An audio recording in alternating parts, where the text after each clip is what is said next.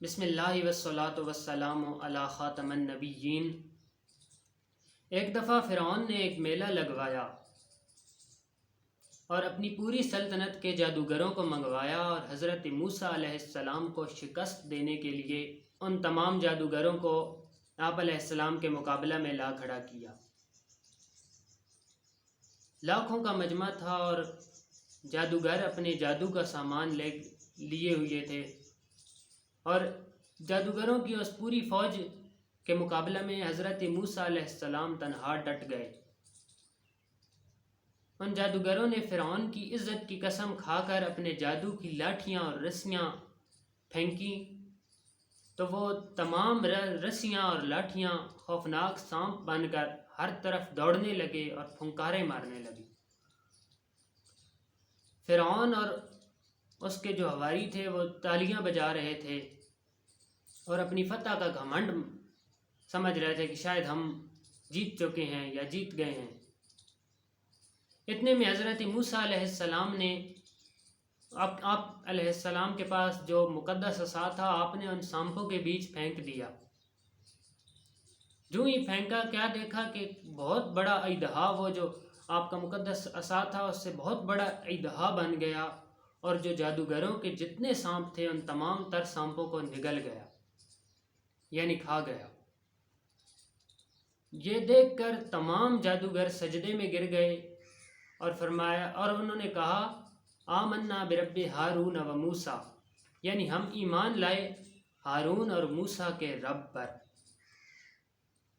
اس واقعہ کو اللہ کریم نے بڑے ہی خوبصورت انداز میں قرآن مجید میں ارشاد فرمایا 16واں پارہ اور سورہ طٰہٰ میں، بولے اے موسیٰ یا تو تم ڈالو یا ہم پہلے ڈالیں۔ موسیٰ نے کہا بلکہ تم ہی ڈالو۔ جبھی ان کی رسیاں اور لاٹھیاں ان کے جادو کے زور سے ان کے خیال میں دوڑتی معلوم ہوئیں تو اپنے جی میں موسیٰ نے خوف پایا۔ ہم نے فرمایا ڈر نہیں، بے شک تو ہی غالب ہے، اور ڈال تو دے جو تیرے داہنے ہاتھ میں ہے اور ان کی بناوٹوں کو نگل جائے گا۔ وہ جو بنا کر لائے ہیں وہ تو جادوگر کا فریب ہے اور جادوگر کا بھلا نہیں ہوتا۔ کہیں آوے تو سب جادوگر سجدے میں گرا لیے گئے۔ بولے ہم اس پر ایمان لائے جو ہارون اور موسیٰ کا رب ہے۔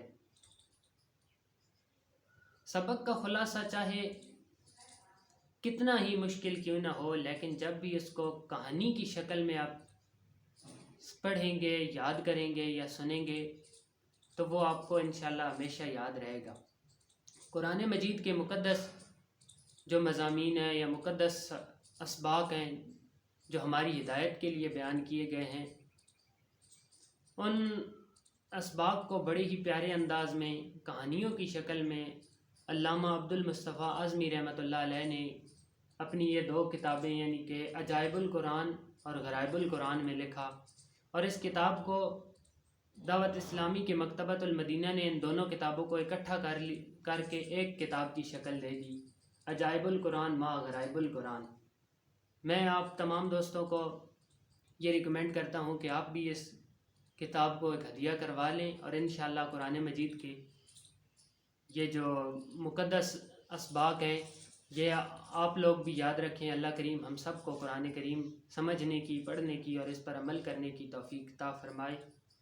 آمین بجاہ النبی الامین صلی اللہ علیہ وآلہ وسلم۔